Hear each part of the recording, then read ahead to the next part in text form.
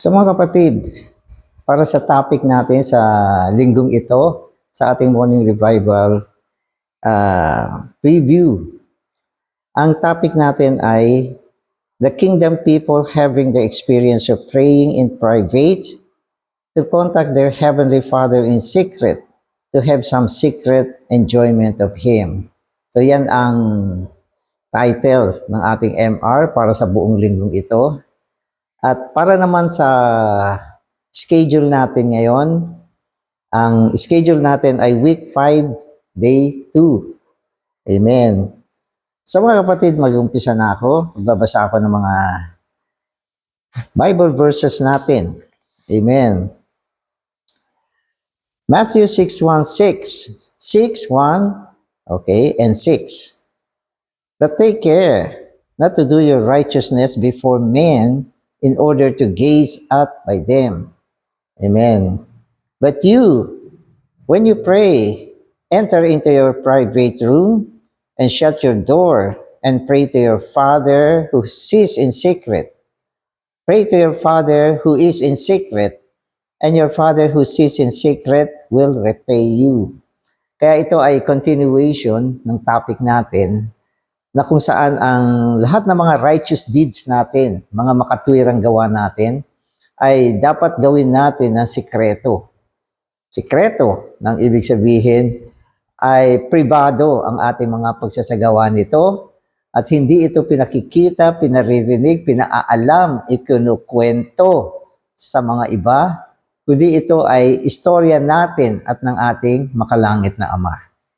Amen. But you, when you pray, enter into your private room and shut your door and pray to your Father who is in secret, and your Father who sees in secret will repay you. Dito sa verse na ito, binibigyang pansin ang panalangin. Ang panalangin ay dapat pribado, ito ay sa pagitan natin at ng Ama na nakakakita sa atin ng sikreto. Ibig sabihin ng Ama natin ay nakatago. Sikreto siya. At nakikita ka naman niya. At kung ito ay ginagawa natin ng pasikreto, maganda to, sinabi sa atin, He will repay you. Gagantimpala ang Kanya. Amen. So magbasa na tayo. The genuine growth in life is to cut off the self. We should pray much, yet not let others know how much we pray. This is healthy. If you pray every day without telling others or letting them know about it, it means that you are healthy and that you are growing. Amen. Healthy and growing. Ang ibig sabihin ng healthy, malusog ang ating spiritual na kondisyon. Hindi siya poor, malusog. Kasi ang ating spiritual na buhay ay isang aspect ng buhay natin. Kung paano mo pinananatiling malusog ang iyong physical na buhay, dapat ang spiritual na buhay natin malusog din. Masigla siya, malusog siya. At lumalago. Ibig sabihin yung Diyos ay lumalaganap. Umuunlad ang ating pamumuhay bilang Kristiyano. Nape-perfect tayo at sumusulong. Para mangyari yan, mahalaga na ang ating mga ginagawa, lalo na sa aspekto ng panalangin, ay sikreto. Kaya dito sinasabi, sa isang banda, importante na ang isang believers ay nananalangin. Hindi pwedeng hindi. Dapat ang buhay natin ay mapanalanginin. Marami tayong prayer. At pinakamahalaga, araw-araw, meron tayong prayer. At maganda ang ating prayer ay may mga schedule. At madalas, maraming beses, mayaman tayo sa panalangin. Maganda yan. Halimbawa, may mga kapatid, talagang lumuluhod pa sila. Katulad ni Daniel, 3 beses siya, lumuluhod siya. 3 beses, isang araw. At kaya yung iba, Sabi nila maganda daw yung nananalangin bago kumain eh. Kasi naaalala mo rin manalangin. Ilang beses ka kumakain? 3, 4, 5. O kung 5 at nananalangin ka, o di 5 beses ka nananalangin isang araw. Kaya lang naman, kapag aasa lang tayo sa mga panalangin bago kumain, ano yon, hindi masyadong malalim yung mga prayer na yan. Hindi yan masyadong humihipo sa mga importanteng bagay ng Panginoon. Kasi kakain ka na eh. Kaya lang parang habit na yan eh, na bago ka kumain, magpe-pray ka. Hindi ko sinasabing hindi maganda yan. Kaya lang, mas maganda talaga meron tayong laan na oras para mag-pray. Hindi yung, kasi kakain ka na. So, si Daniel ganun. Daniel, 3 beses, punong-puno ng kabigatan, kanyang puso, no? Nakabukas ang kanyang bintana, nakaharap siya sa Jerusalem. Ibig sabihin, yung puso niya nandun. Kasi taga dun sila. At yun ang tamang lugar ng bayan ng Diyos na nawala sila, nabihag sila. So yun ang pinakamaganda. Kaya nawa sa panahon ng ating pamumuhay bilang Kristiyano, marami tayong panalangin sa Panginoon ayon sa gawain niya, ayon sa ekonomiya niya, mga prayer, no, na humihipo sa Diyos. Maganda yan. No? Kaya nga lang, hindi natin masyado magawa yan dahil alam ko, marami sa atin ay busy din naman. Pero kung pagsisikapan natin, at least magkaroon tayo ng isang time ng panalangin na talagang matindi. Hindi yung before meal, yung talagang nandun ka sa presensya ng Diyos, nananalangin ka. Minsan, mahaba ang ating prayer dahil nahihipo natin ang Panginoon, napupuno tayo ng kabigatan. At katulad ng panalangin na itinuro sa atin, yung laman ng Our Father, naku, ang yaman yan. Pero ito, ang pinakatinuturo sa atin, huwag mo siyang ipapaalam sa iba. Huwag kang magkukwento. Marami kang panalangin, pero pag may nagtanong, nagpe-pray ka ba, brother? Yes, brother, nagpe-pray ako. Huwag mo na sabihin, ako, hindi mo lang alam. Kahaba-haba ng prayer ko. Ang prayer ko, ang schedule niya, ganyan. Ang dami kong pinag-pray. Haba-haba ng prayer ko. Puno ako ng kabigatan. Huwag mo ikwento yan. Hindi magandang istorya yan. So, yun. Amen. However, suppose you always tell others how much you pray. If you do this, you will not only lose your reward, but you will not grow in life or be healthy. We all must admit that we have the subtle self, the subtle flesh within us. When we pray alone in our room, we often wish that others would hear us. Amen. Amen. So ito yung sinasabi na minsan habang nananalangin ka, sana may makarinig sa akin. Oh Lord Jesus, sana may makarinig sa akin. Nakasang ko kaya para marinig sa kabilang kwarto. Minsan, intentionally gumagawa ng sound. Bagamat hindi nila naiintindihan kung ano yung pinipray mo. But somehow, yung lumilikha ka ng ingay na mula sa ingay na yan, umaasa ka merong makakadiscover na nagpe-pray ka ng mahaba. At yun namang nakadiscover na ang kapatid namin dito sa bahay, ang haba manalangin, talagang banal siya. So, huwag natin sadyain yung mga ganong bagay.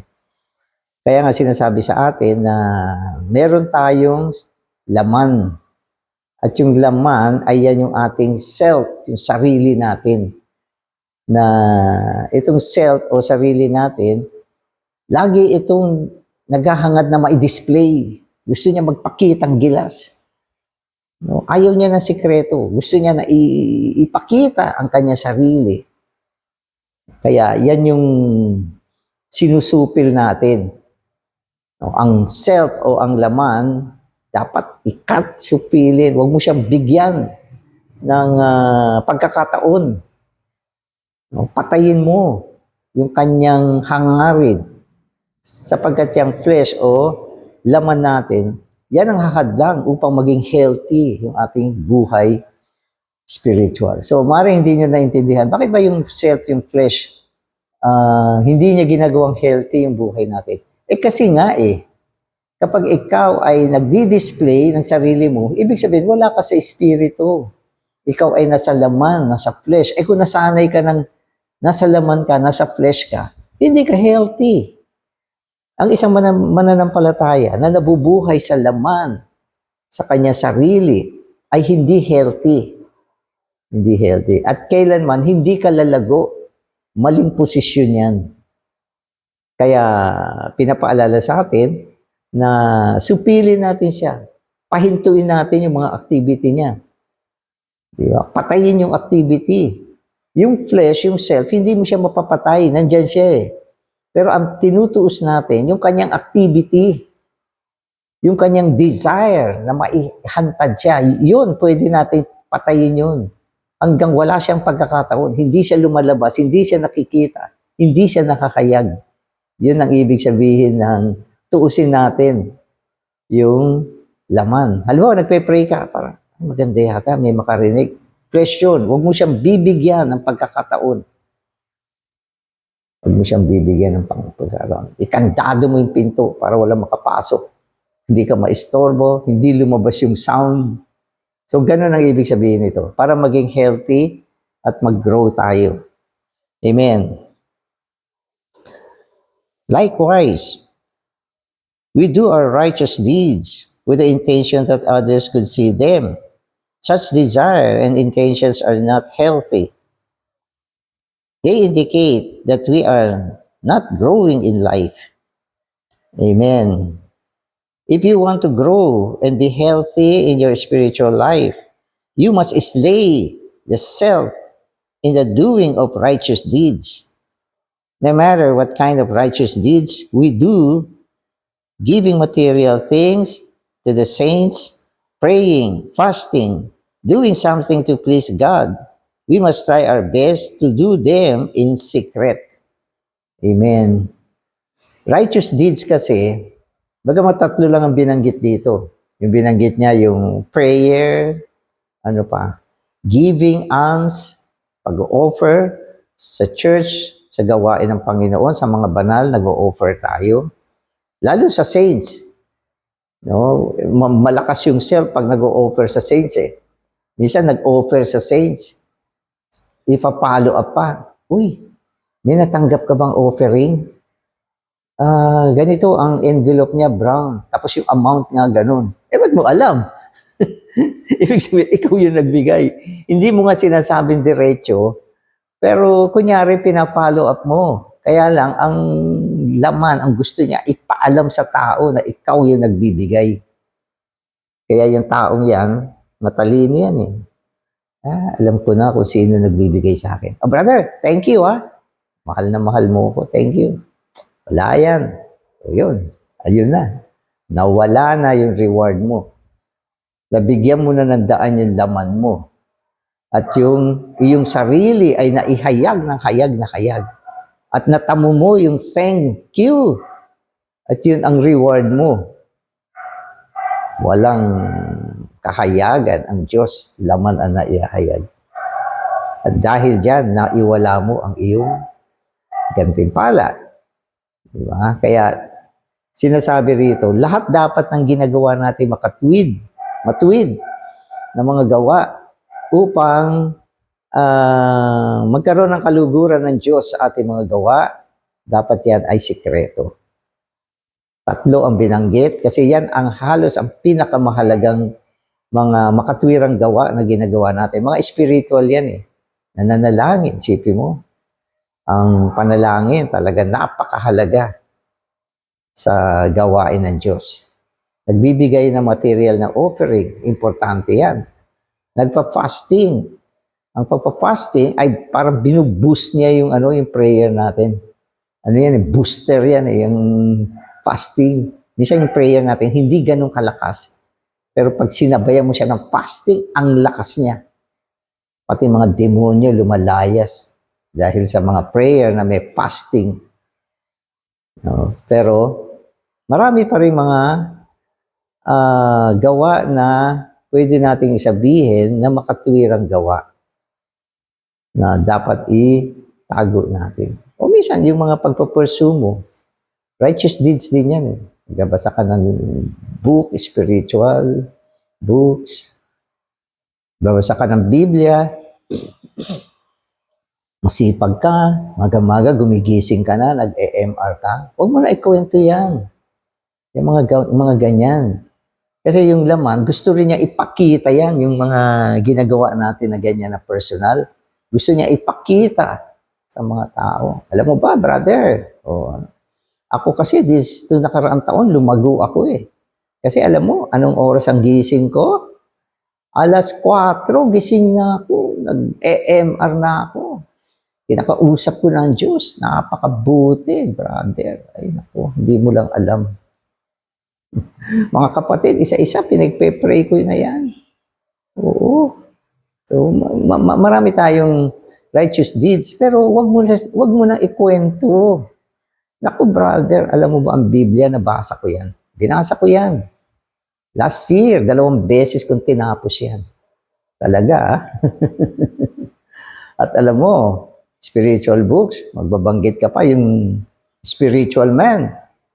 3 beses kong binasa yan. Volume kada volume.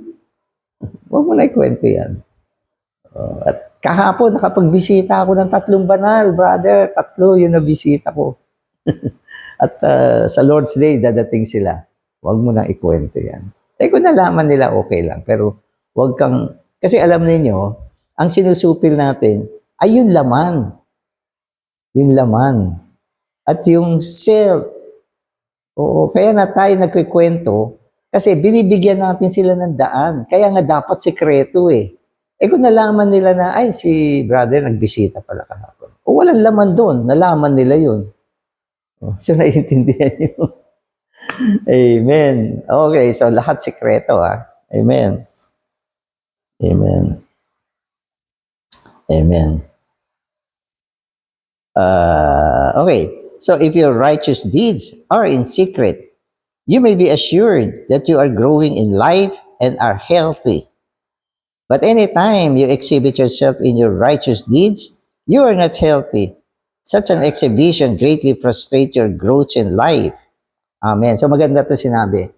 Paano mo malalaman na healthy yung spiritual condition mo? Paano mo malalaman na lumalago ka sa buhay? Paano? Kung naitatago mo lahat ng mga righteous deeds mo. Mayaman ka sa righteous deeds dapat. Lahat tayo ay dapat mayaman sa mga gawa na nagbibigay ng kaluguran sa Diyos. Hindi pwedeng wala yan. Sapagkat kung wala yan, wala ka na rin itatago. Wala ka ring reward. Kasi wala kang righteous deeds eh. Hindi ka nagpe-pray. Hindi ka nag-o-offer. Hindi ka nagpa-fasting. Hindi ka nagse-serve sa mga banal. Hindi ka nag-visit. Hindi ka nagpe-pursue. Wala kang ginagawa. Ibig sabihin, wala ka rin sikreto. Dahil wala kang sikreto, wala ka na ikikwento. Ang maganda, ang yaman mo sa mga righteous deeds and yet walang alam ang mga tao sa ginagawa mo. Then, be assured, healthy ka. Healthy ka. At hindi ka lang healthy, growing ang life mo. Bumubulusok ka. Walang alam ang tao sa'yo. Minsan nga, mapag-iisipan ka pa eh. Yung brother na to, parang hindi nagsiserve sa Panginoon. Parang walang ginagawa itong brother na to. Sa tingin ko lang, okay lang yon. Nagbibigay kaya ito sa Panginoon? Baka hindi ito nagbibigay. Baka walang offering ito. Okay lang yon. Kung minsan, iniisip nila nagbibigay ka pero napakaliit ng binibigay mo. Pero sa totoo, hindi ganyang kaliit ang binibigay mo. Pero yung mga tao, nag-iisip, kuripot to. Hindi ko magbigay ito. Kasi yung buhay niya, kuripot eh. Okay lang yun. Kasi nakikita nila yung buhay mo. Halos matipid ka. Kaya isipin naman nila na sa Panginoon, kuripot ka din. Pero okay lang na isipin nila yan, lalo na kung sa katotohanan, hindi ka kuripot pagdating sa Panginoon. Kabaliktaran ang iniisip nila.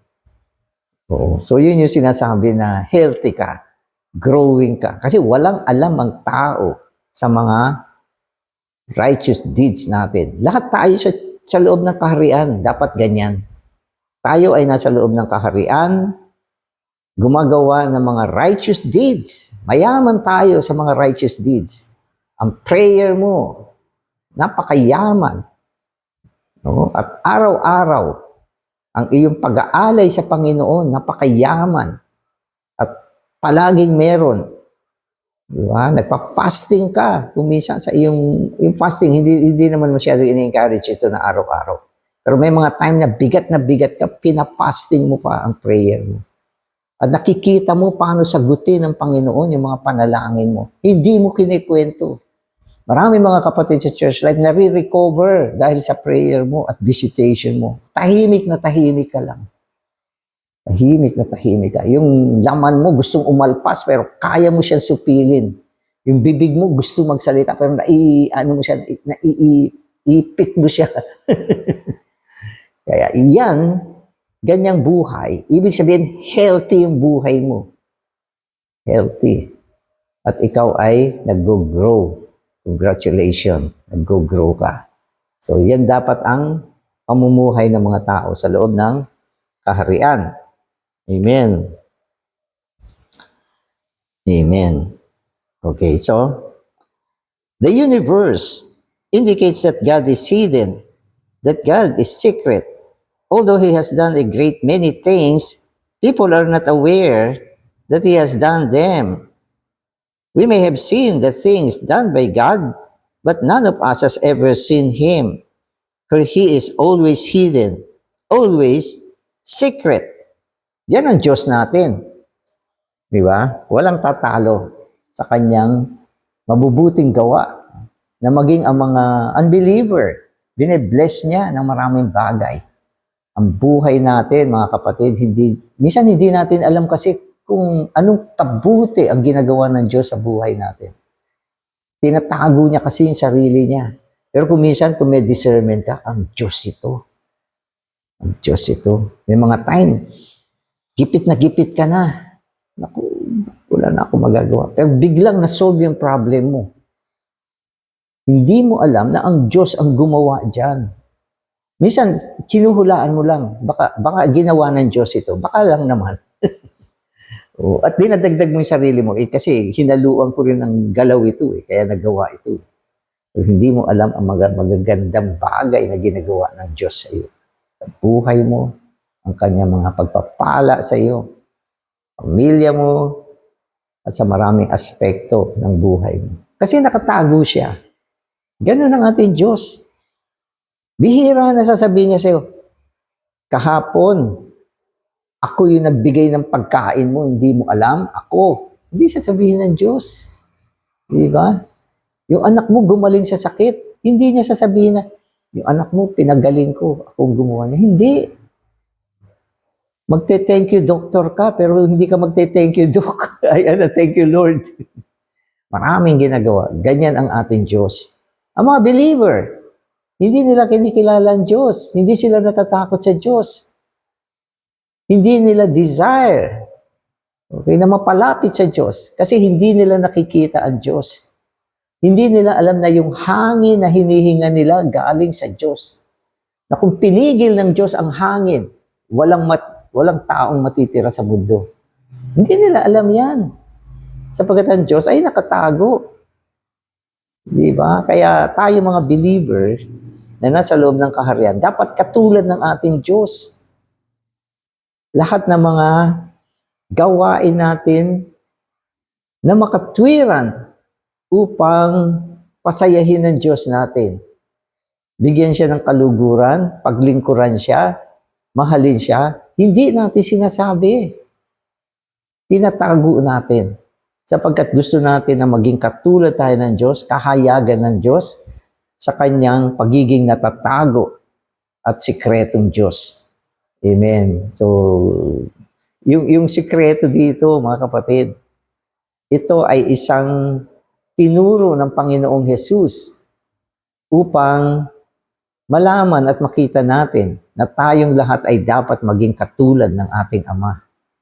Di ba? Kaya sinabi niya, be thou perfect because your heavenly Father is perfect. Na ang ibig sabihin ng Panginoon, maging katulad kayo ng inyong makalangit na Ama. Amen. Amen. Okay, so, God's life is such a secret, hidden nature. If we love others by our own life, this life will seek to make a display of itself before men. But if we love others by the love of God, this love will always remain hidden.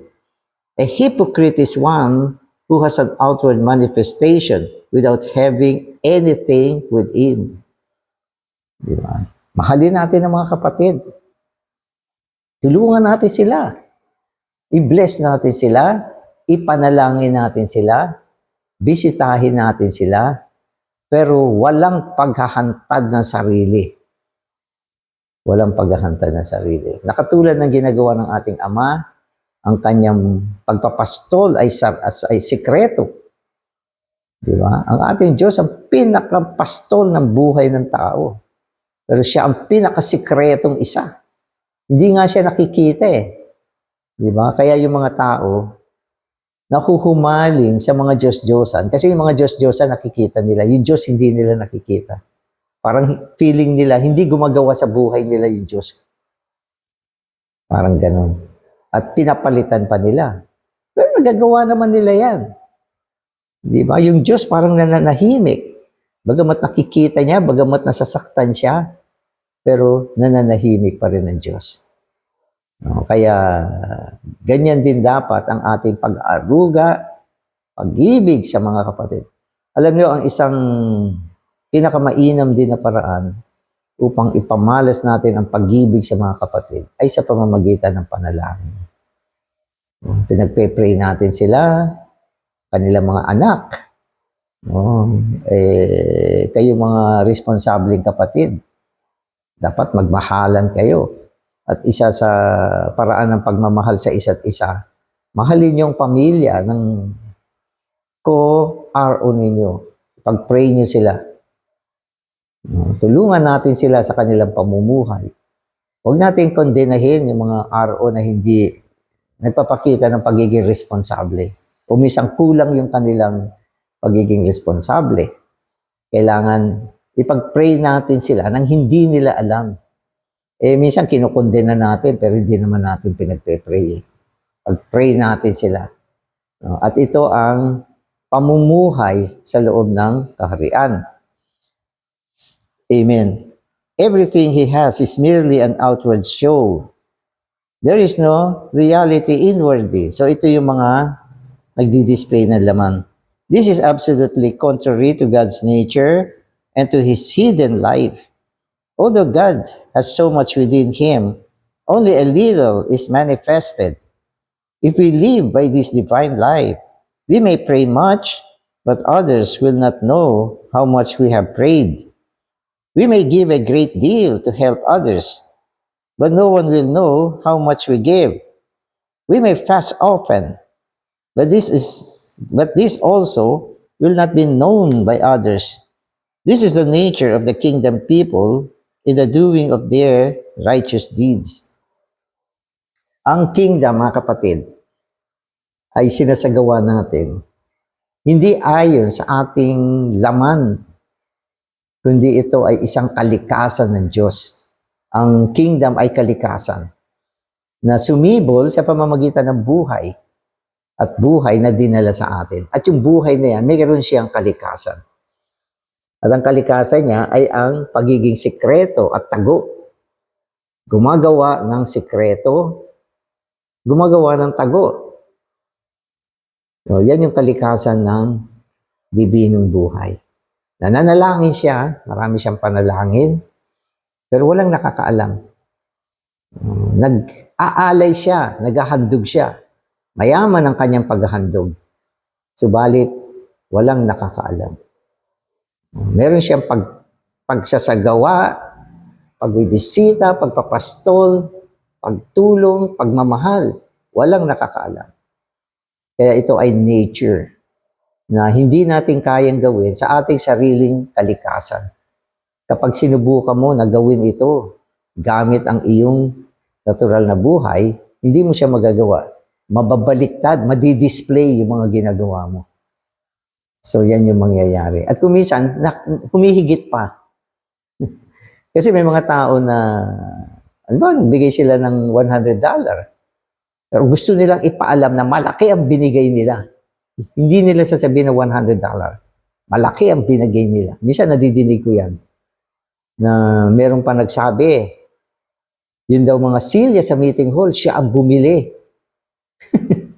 Pero na-tempt naman ako, chinek ko, uy, totoo ba yung mga silya sa meeting hall, binili daw ng brother? Hindi! So, ibig sabihin, nagpapakita siya ng ng ganyan. At may nagsabi pa, yung buong bubungan daw ng meeting hall, siya ang nagpagawa. Pinento pa sa akin, alam mo ba, brother, si brother so and so ang nagpaayos ng buong bubong ng meeting hall. Ako naman, chinek ko. Hindi niya alam. Hindi naman pala. Kaya may mga ganyan. Wala namang ganong binigay, pero gusto niyang ipahialam na siya ang pinakamalaking binigay. Yan ay laman. Pero meron naman mga kapatid, alam ko, na maari din, na hindi naman kinikwento, na medyo nadadama ko na malalaki ang binibigay, napakatahimik. Napakatahimik. Mararamdaman mo rin yan. Pero hindi sila kumikibo. At hindi nila sinasadya na ipakita yung mga ganyang bagay. Kuminsan nga may mga offering kasi sa church na hindi na talaga dumadaan sa offering box. Kasi paldo-paldo yan, hindi na pwedeng idaan dyan. Dinidirekta na nila sa mga account ng church. Kaya pag bigay ng reporting, lumalabas. Pero hindi naman dumadaan sa offering box. Maaari yung mga nangangasiwa ng offering ay mas nakakakilatis. Pero tahimik naman sila. Hindi rin sila nagkikwento. Mga ano rin yan, mga trendy niyan. Alam din nila na ito ay may tamang manners. Kung ikaw ay nangangasiwa sa offering box, dapat tama ang manners mo. No, huwag kang maingay. Naku, alam niyo ba? Alam niyo ba? Kami nagbubukas ng offering box. Pag yung mga kapatid na yan, nandito, ang daming offering. Daming offering. So, palagay ko, yan yung naglalagay dyan. At nakakatanggap kami ng mga online na offering. At alam namin kung sino nagbibigay. Huwag kayong ganyan. Huwag kayong ganyan. Mananagot ka sa Panginoon kapag ganyan ka. Huwag natin silang i-display, huwag natin sila ihantad, sapagkat wala naman silang intention na ihantad yung mga sarili nila. Minsan wala lang silang magawa. At minsan may kapatid na nagpakain sa amin. Yan naman yung panahon na talagang lumalabas kami, nagsiserve kami, nagpapakain, nagsiserve kami. At yung sasakyan, hinihiram lang namin. Pag sinuli namin yung mga sasakyan, nakahanda na yung mga pagkain namin. Maski sabihin namin, wag na. Talagang gusto nila pakainin kami. Okay lang naman yan. No? Pero minsan, may isang kapatid na kasama namin na nag-share. At yun ang shinare. Kung pinapakain kami doon sa bahay niya, naku, sarap ng pinapakain. So, mabuti na lang may nagsaway sa kanya. Sa mga kapatid sa loob ng eklesiya, huwag tayo maghantadan ng mga ganitong bagay. Tahimik ang ating mga bibig pagdating sa mga bagay ng material. Kung ito ay iyong medyo nararamdaman, huwag ka din magsalita. Okay? Itikom natin ang ating mga bibig at huwag din tayo masyado magkwento tungkol sa kabuhayan ng mga kapatid. Alam mo ba, dito sa eklesiya, ang pinaka meron. Huwag natin ikwento yan. At huwag mo rin ikwento yung pinakawala. Huwag tayo mag-usap ng mga ganyan. No, iwasan natin ang mga usapan tungkol sa mga kabuhayan ng mga tao. Ang Diyos dapat ang nakakakita, nakakaalam, at nag-tempered ng ganyan sa church. Minsan may mga eklesiya, wala naman talaga mayaman eh. Wala talaga mayaman. Maraming may trabaho, pero maganda ang income ng offering nila. Ibig sabihin, lahat ng kapatid ay nagbibigay. So meron naman mga church, pag yung mga medyo meron, ay nag-abroad, umalis. Dukhang-dukha yung offering. Ilan-ilan lang yung package. So hindi healthy. Marami sila, pero umaasa sila doon sa mga meron. So hindi din healthy yan. Maganda lahat. Kung ano yung best mo, binibigay mo. Ganun din sa panalangin, sa pag-aayuno, sa paglilingkod, sa mga material offering. At kung nagkasama-sama yan, kasya yan sa pangangailangan ng eklesiya. Kaya lang minsan, kaya na negative balance. So minsan naririnig natin yung mga report, negative. O minsan naman, positive, tuwan-tuwa tayo. Pero dapat hindi nagne-negative yan para sa akin. Kasi yan ay tempered ng Panginoon. Natimpla niya, na ilapat niya. Tayong lahat, dinistribute niya sa iba't ibang mga locality upang tugunan yung pangangailangan ng ating locality. Kung faithful tayo, walang negative. Maniwala kayo sa akin. Walang negative. Tingnan mo sa buhay mo. Kung faithful ka, wala naman negative sa buhay mo eh. Negative balance ka. Kahapon, di kami nakapag-almusal kasi negative na kami. Walang ganyan. No? Kumisan, pwedeng may pagsubok ang Panginoon. Pero hindi naman yan yung life natin na lagi sinusubukan pagdating sa mga material na bagay. Alam ko yan. Maski yung mga kamanggagawa, mga full-timer, may mga pagsubok na dinaanan yan pagdating sa mga material na bagay. Pero hindi naman palagi yan. Si Paul man, sinabi niya yan eh. Alam niya kung paano sumagana, kung paano maghirap, kung paano wala, kung paano magkaroon. Nagkaganon-ganon. Oo, pero hindi siya nagsabi na napaglipasan siya ng gutom. Hindi nangyayari yun. Kaya binalanse lahat yan ng Panginoon. Ang tinutuos natin dito ay ang pagiging sikreto sa lahat ng bagay. Amen.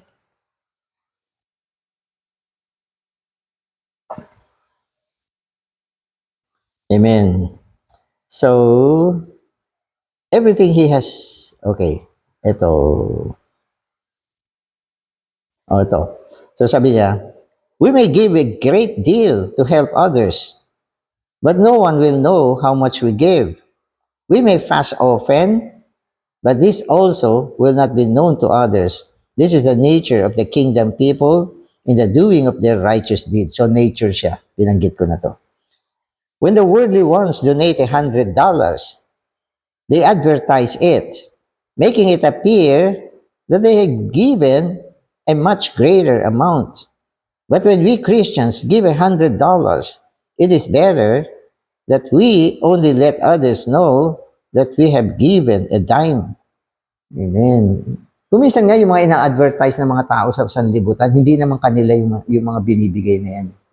Ang dami, truck minsan, yung relief nila at nandun sila. Nagbibigay. Pero sa kanila ba yan? Hindi naman yan eh. Hindi naman yan. Yan ay item ng government at sa taong bayan yan. Na pinalalabas nila, sila yung nagbibigay. So, ganyan ang mundo. Ganyan ang mundo. Nagkukunwari. Kaya yan ay hypocrite. Ang hypocrite ay mga pagkukunwari. Pandaraya, panlilinlang, panlalansi. Yan ay mga hypocrite. Na parang pinapakita niya na siya yung nag-donate. Alam mo, may isang mayaman. Galante siya. Nagpadala siya ng donation. Hindi naman siya mismo mag-distribute niyan. Mag-utos siya ng tao. Pero yung mga inutusan niya, ang lalaki ng ulo. Sige. Parang pinapadama nila na sila yung nagdo-donate. Yan yung hypocrites. Yan yung hipokrita ng mundo. At sa church life, hindi natin ginagawa yung mga ganyang bagay. Amen. Dumaan yung pandemic. Kailangan mag-release kami ng mga gifts sa mga kapatid. Yung mga kapatid na iba, nawalan ng trabaho. Nawalan ng pagkakataon lumabas. Nung panahon na yan. So, kailangan yung church ay tumulong. Pero pinapag-alam namin, church ito. Oh, thank you, brother. Hindi, church po ito. Galing sa church ito. Kami lang po ay napag-utusan. So, ayaw namin kunin ang mga ganyang glory. Oh, kung minsan, nagdadagdag pa tayo ng effort sa sarili natin, hindi natin sinasabi yun. So, yan yung mga kingdom people. Amen. We do more than what is visible to others. We can never practice this kind of giving in our natural life. It is possible only in the divine life, the life that does not enjoy making a show. This is the crucial point in this portion of the word. Ang making display ay nai-enjoy ng laman. Tandaan niyo yan. Yung laman, gustong-gusto niya yan. O, diyan siya masaya. Siya ay parang, alam niyo ba yung buni na gustong kamutin? Na-enjoy niya yun eh. Kamot. O, so ganun yung laman. Pag hindi mo siya kinamot, parang hindi niya kaya. Pero ang kingdom people, ayaw niya mag-display. Kinamumuhian niya yung pagdi-display ng sarili. No, mas gusto niya yung nakatago siya. So ganun yung mga makalangit na tao at mga tao sa loob ng kaharian. If we are serious about being the kingdom people, we must learn to live by the hidden life of our Father. We must not live by our natural life, which is always making a display of itself. If we live by our Father's hidden life, we will do many things without making any public show in them. Kaya ang sikreto, mabuhay tayo sa natatagong buhay ng Ama.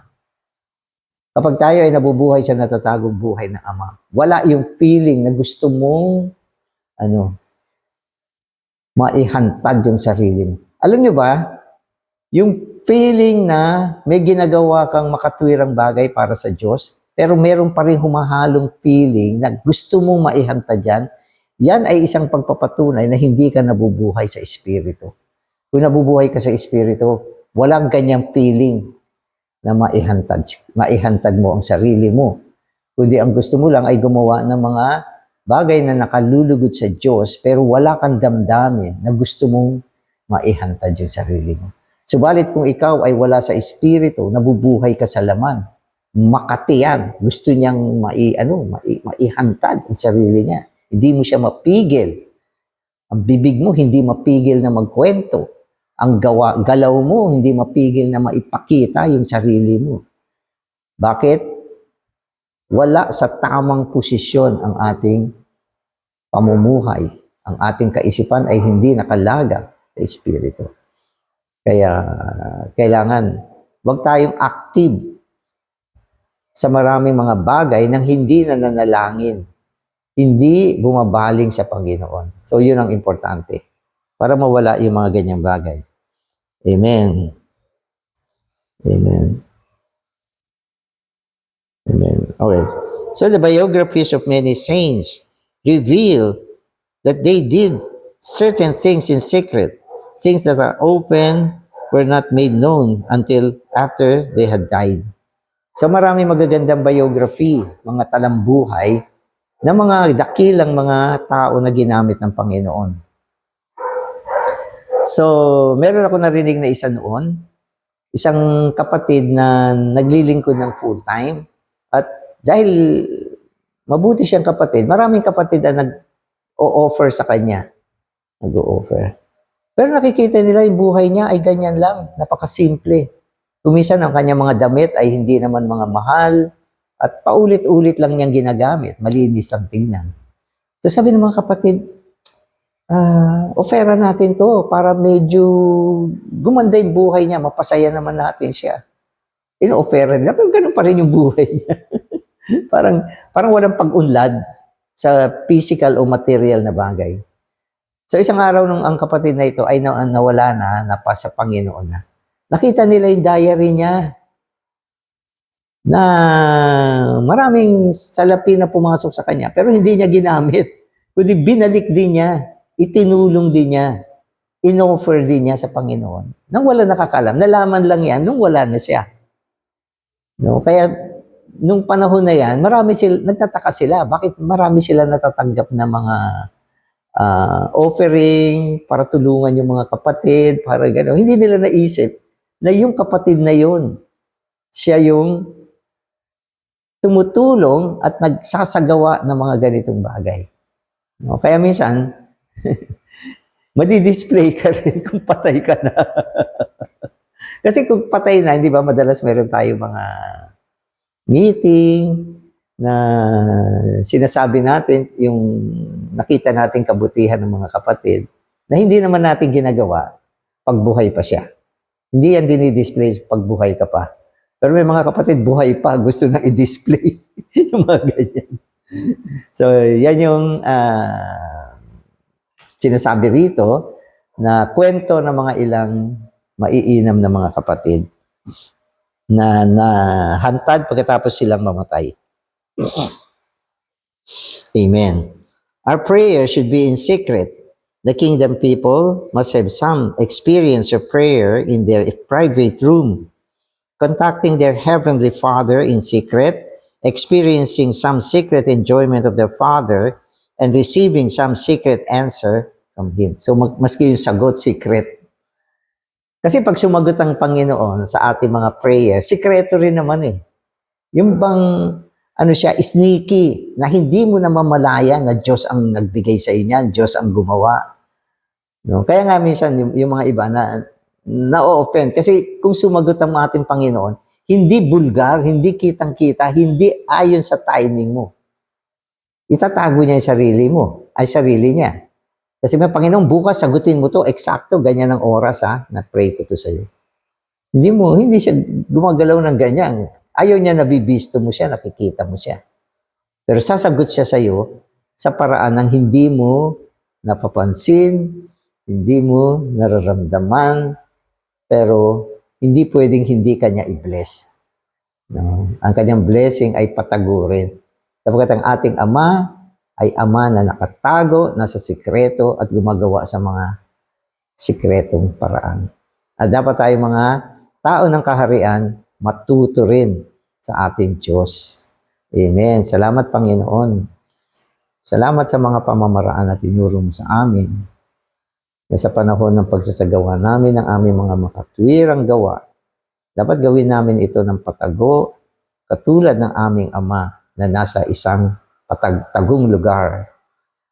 Panginoon, tulungan mo kami, turuan mo kami, palagi mo kami bigyan ng tamang direksyon upang ang aming buhay ay maging malusog at kami ay mga taong lumago sa buhay. Amen. Praise the Lord.